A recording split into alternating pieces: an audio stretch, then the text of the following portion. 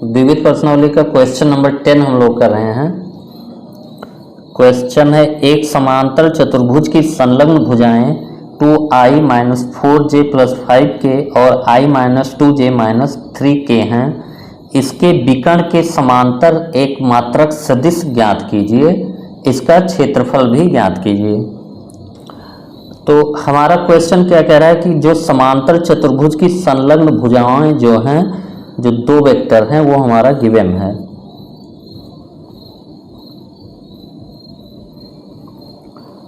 तो यहाँ पे हम लोग मान लेते हैं कि 2i-4j + 5k हमारा ये भुजा हो गया, और जो अगला वेक्टर है i-2j - 3k, संलग्न भुजाएं दोनों हो गई। और ये हमारा समांतर चतुर्भुज, इसके विकर्ण के समांतर एक मात्रक सदिश ज्ञात कीजिए। तो समांतर चतुर्भुज का विकर्ण हमारा क्या होता है, जो दोनों सदिशों के योग के बराबर होता है। अगर यहाँ पे आप OC वेक्टर निकालना चाहें तो हम लोग क्या लिखेंगे, समांतर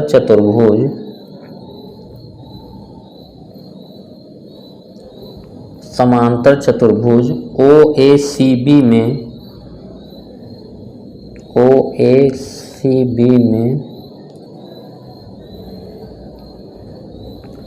सदिशों के योग के समांतर चतुर्भुज के नियम से, सदिशों के योग के समांतर चतुर्भुज के नियम से, सदिशों के योग का समांतर चतुर्भुज का नियम क्या कहता है कि अगर हमारा दो वेक्टर A और B अगर किसी समांतर चतुर्भुज की संलग्न भुजाओं द्वारा निरूपित करते हो तो इनका जो विकर्ण होता है OACB, जो OC वेक्टर हमारा जो विकर्ण होगा वो वेक्टर A + वेक्टर B होगा। ये हमारा क्या है, कॉन्सेप्ट है। तो यहाँ से हमारा जो OC वेक्टर हो जाएगा, OC vector = OA vector + OB vector, यानी OC वेक्टर हमारा हो जाएगा 2i-4j + 5k + i-2j - 3k। तो यहाँ से जो OC वेक्टर हो गया 2i और i मिलके 3i - 4j - 2j - 6k + 2k। अब विकर्ण हमारा वेक्टर मिल गया, इस विकर्ण के समांतर वेक्टर हमको चाहिए। तो किसी भी वेक्टर के समांतर हमारा कोई वेक्टर A है तो हम लोग क्या जानते हैं कि वेक्टर A के समांतर मात्रक सदिश, वेक्टर A के समांतर मात्रक सदिश हमारा क्या होगा, वेक्टर A बटा वेक्टर A का मॉडुलस, और ये प्लस माइनस दोनों होगा, क्योंकि समांतर वेक्टर का मतलब होता है हमारा कि इस दिशा में होगा तब भी वो A के समांतर होगा, और इस दिशा में होगा तब भी A के समांतर होगा। तो ये अगला कॉन्सेप्ट हम लोगों का ये हो गया कि किसी भी वेक्टर के समांतर मात्रक सदिश निकालना हो तो प्लस माइनस वो वेक्टर बटा उस वेक्टर का मैग्नीट्यूड। तो हम लोग क्या लिखेंगे कि विकर्ण OC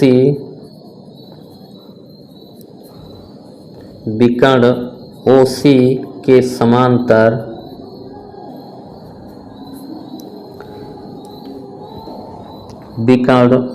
समांतर मात्रक सदिश, ये हमारा क्या हो जाएगा, OC बटा OC का परिमाण। तो दिस इक्वल टू हमारा आ जाएगा, OC है हमारा 3i - 6j + 2k, और इस वेक्टर का परिमाण हमारा क्या होगा, √i के गुणांक का स्क्वायर + j के गुणांक का स्क्वायर + k के गुणांक का स्क्वायर। ये हो गया हमारा 3i - 6j + 2k अपान √ हमारा ये 9 और 36, 9 और 4 13 और 36 और 13, ये हमारा 49 हो जाएगा। तो ये 7 आ जाएगा। तो तो दिस इक्वल टू हमारा 3/7, 7 से हम लोग पूरे में डिवाइड कर दें तो 3/7i minus 6/7j plus 2/7k। एक ही वेक्टर यहाँ पे पूछा था, एक मात्रक सदिश ज्ञात कीजिए, लेकिन दो सदिश हो सकते हैं जो किसी भी वेक्टर के समांतर मात्रक सदिश हो। तो यहाँ पे प्लस वाला आप ले लीजिए या माइनस वाला। तो ये सिंपल सा क्वेश्चन हो गया कि किसी भी वेक्टर के समांतर अगर मात्रक सदिश, एक मात्रक सदिश निकालना है तो वो वेक्टर बटा उस वेक्टर का मैग्नीट्यूड, और टोटल दो वेक्टर होंगे जो उसके समांतर होंगे, मात्रक सदिश वाले दो वेक्टर होंगे। इसका क्षेत्रफल भी ज्ञात कीजिए। अगला पॉइंट इसमें क्या पूछा है कि इसका क्षेत्रफल निकालना है, तो ये भी सिंपल सा है, हम लोग इसको भी आगे कर लेते हैं।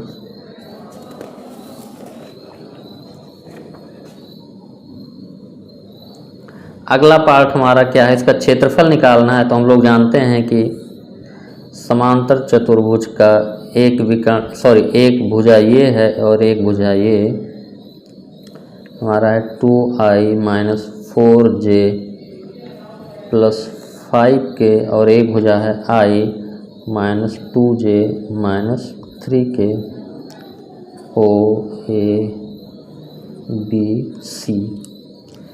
तो सिंपल सी बात है, हम लोग क्या जानते हैं कि अगर समांतर चतुर्भुज की दो संलग्न भुजाएं वेक्टर के फॉर्म में दिया हो a और b, तो इस समांतर चतुर्भुज का जो क्षेत्रफल होता है ओ ए बी सी, इस समांतर चतुर्भुज का क्षेत्रफल a क्रॉस b का मॉडुलस होता है।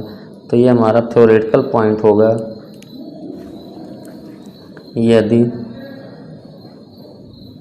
यदि समांतर चतुर्भुज की दो संलग्न भुजाएं वेक्टर a और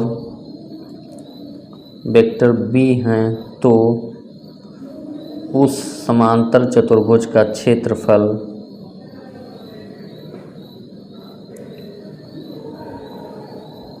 हमारा होता है a क्रॉस b वेक्टर का मॉडुलस। ये सिंपल सा कॉन्सेप्ट हम लोगों ने पढ़ा है कि दो वेक्टर a और b अगर जो है संलग्न भुजाओं द्वारा निरूपित किए जाएं तो उस समांतर चतुर्भुज का क्षेत्रफल a क्रॉस b का मॉडुलस। तो यहाँ पे हमारा लिखा जाएगा समांतर चतुर्भुज का जो क्षेत्रफल हो जाएगा,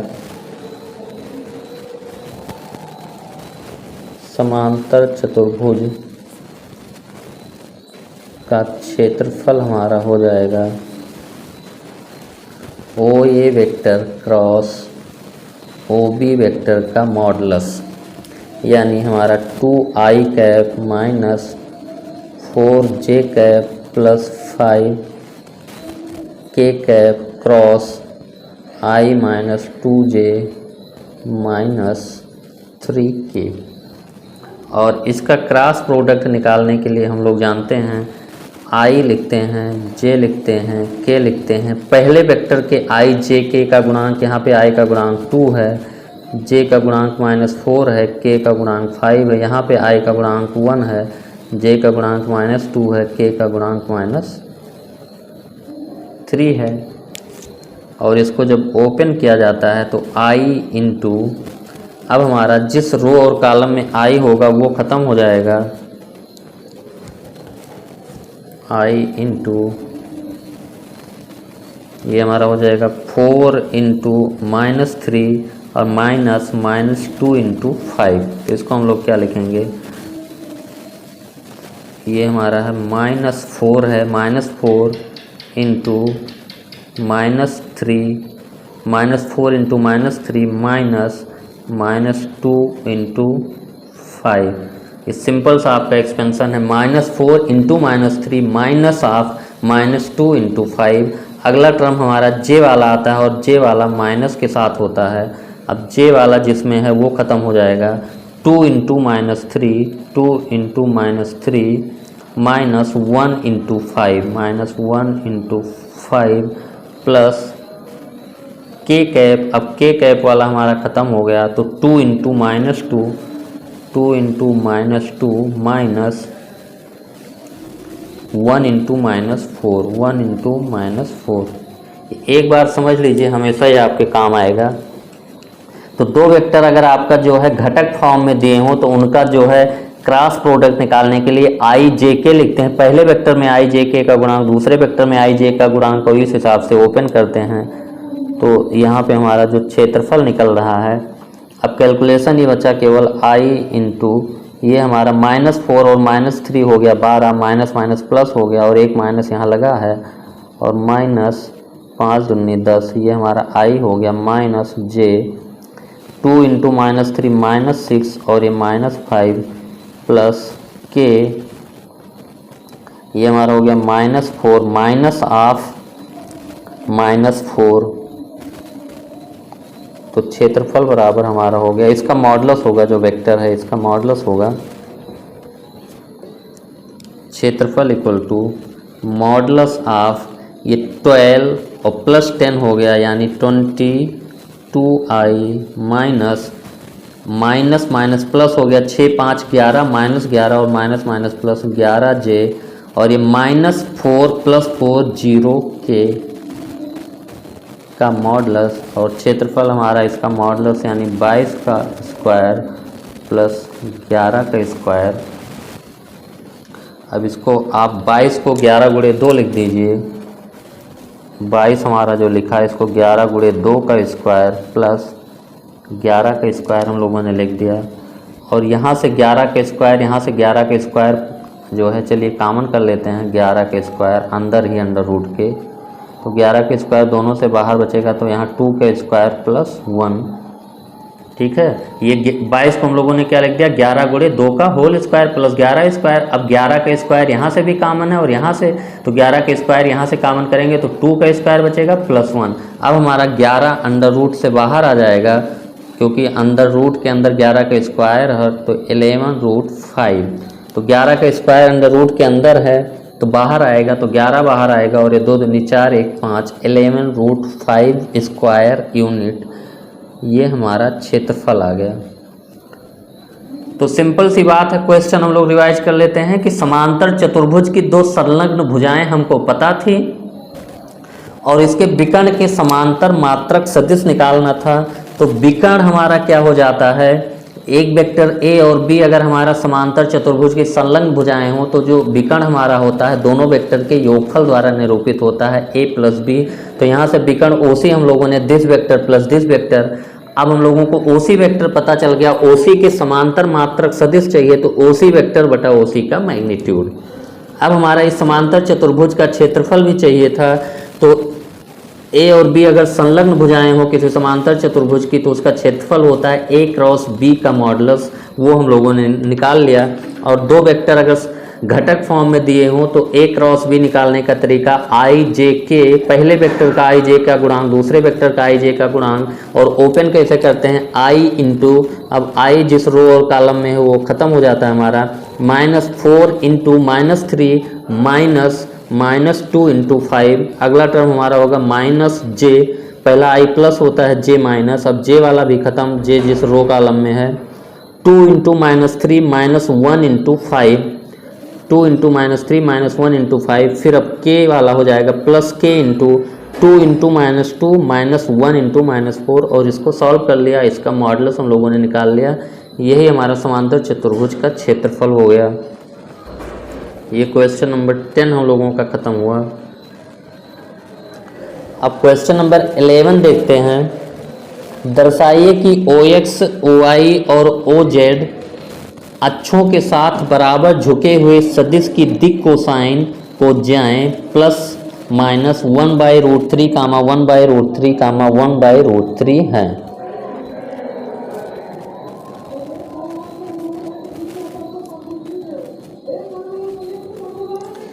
यानी हमारा जो सदिश है OX, OY और OZ अक्षों के साथ बराबर झुका हुआ है, इसका मतलब कि जो जितना ही वो X अक्ष के साथ कोण बना रहा है उतना ही Y अक्ष के साथ और उतना ही Z अक्ष के साथ।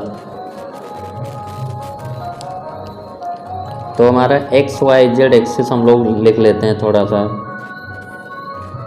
ये X एक्सिस हो गया, ये Y एक्सिस और ये Z एक्सिस, ये हमारा ओरिजिन हो गया।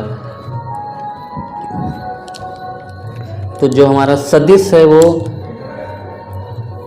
सदिश हम लोग मान लेते हैं OP है, तो ये जितना x अक्ष के साथ कोण बना रहा है उतना y अक्ष के साथ और उतना ही z अक्ष के साथ कोण बना रहा है, क्योंकि बराबर झुके होने का यही मतलब हुआ कि अगर ये कोण थीटा है तो ये कोण भी थीटा होगा, जितना x अक्ष के साथ उतना y अक्ष के साथ और उतना ही z अक्ष के साथ कोण बना रहा है।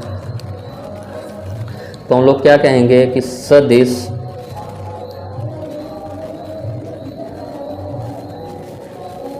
OP अक्षों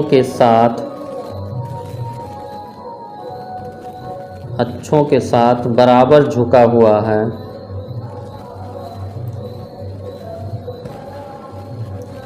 अतः OP सदिश द्वारा OX, OY, OZ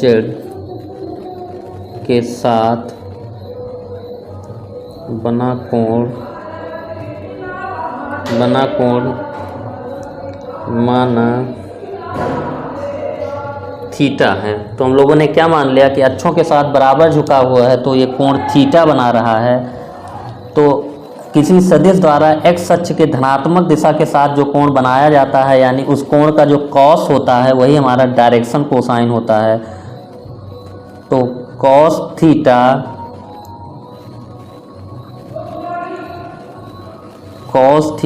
और कॉस थीटा हमारा ये हो जाएगा कॉस थीटा सदिश की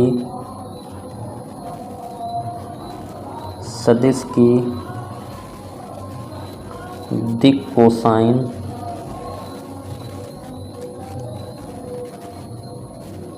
कोसाइन होगी, क्योंकि हमको पता है कि अगर कोई भी वेक्टर अक्षों के साथ अल्फ़ा, बीटा, गामा एंगल बना रहा हो, ये x अक्ष हो गया, ये y अक्ष, ये z अक्ष, और कोई सदिश आपका है OP, ये x अक्ष के साथ अल्फ़ा बना रहा है, y अक्ष के साथ बीटा बना रहा है और z अक्ष के साथ गामा बना रहा है, तो cos alpha, cos beta, cos gamma सदिश OP की दिक् कोसाइन होती हैं। तो यहाँ पे इक्वल है तो ये हमारा cos थीटा की दिक् कोसाइन हो जाएंगी।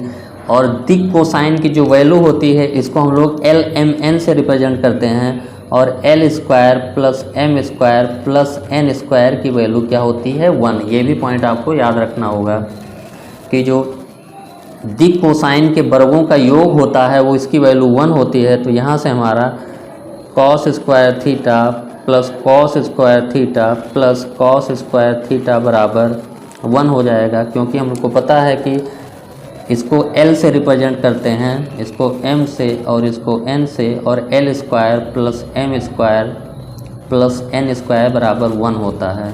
L² plus M² plus N² बराबर 1। तो इसका हम लोग यूज करेंगे। तो यहाँ से 3 cos² थीटा बराबर 1, तो यहाँ से cos² थीटा बराबर 1/3, तो दोनों तरफ अंडर रूट ले लेंगे तो cos theta equal two plus minus 1/√3। तो हमारा जो दिक् कोसाइन हो जाएगा, दिक् कोसाइन हमारा क्या है cos थीटा, तो ये प्लस माइनस 1/√3, अगला भी cos थीटा है, अगला भी cos थीटा है, 1/√3। तो सिंपल सा क्वेश्चन है हमारा कि अक्षों के साथ बराबर झुके हुए सदिश की दिक् कोसाइन निकालना है। तो अक्षों के साथ बराबर झुका है यानी x अक्ष के साथ जो कोण बना है थीटा, वही y अक्ष के साथ, वही z अक्ष के साथ। तो अगर हमारा कोई सदिश x अक्ष के साथ अल्फा कोण बना रहा है तो cos अल्फा, और y के साथ बीटा बना रहा है तो cos बीटा, और cos गामा हमारे इसके दिक् कोसाइन कहलाते हैं, और दिक् कोसाइन के वर्गों का योग 1 होता है। तो यहाँ पे हमारा दिक् कोसाइन cos थीटा हो गया, और इसको L² plus M² plus N² equal to 1 हम लोग जो है अपना फार्मूला यूज कर दिए। तो यहाँ से cos थीटा की वैल्यू प्लस माइनस 1/√3, यानी दिक् कोसाइन हमारे आगे 1/√3 प्लस माइनस लगा है। तो ये हमारा क्वेश्चन नंबर 11।